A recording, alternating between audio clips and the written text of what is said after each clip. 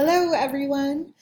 I chose to look at the Merlot.org repository because it came up a couple of times when I searched best OER repository for child development, so it seemed like a good way to go. I was prepared to change up my keywords after what I found in my first search, that child development doesn't always bring things up, but I was pretty lucky that when I searched child development, it brought quite a few options up right away.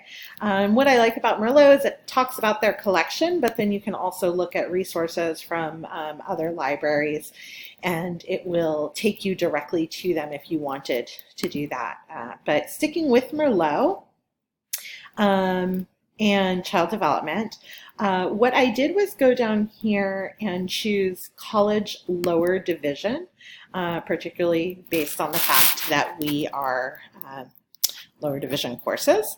And there was quite a lot of information. There's a lot of reference material. What I really liked was that beyond just textbooks and reference material, there was also assignments or activities, right? So a drill and practice looking at baby brain mapping. So teaching brain development is sometimes a little bit hard without some kind of activity that they can do to link it together. So I really appreciated that activity was there. There's all sorts of great health information that I was thinking my colleague Danielle might be interested in for her Child Development 111.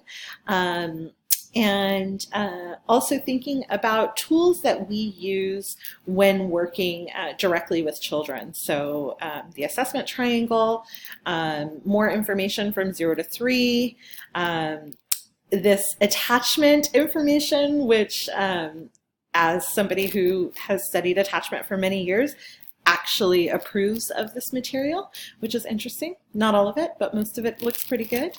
So I just found this to be a really easy to use, user-friendly site. And I took a look around and they have all sorts of other areas.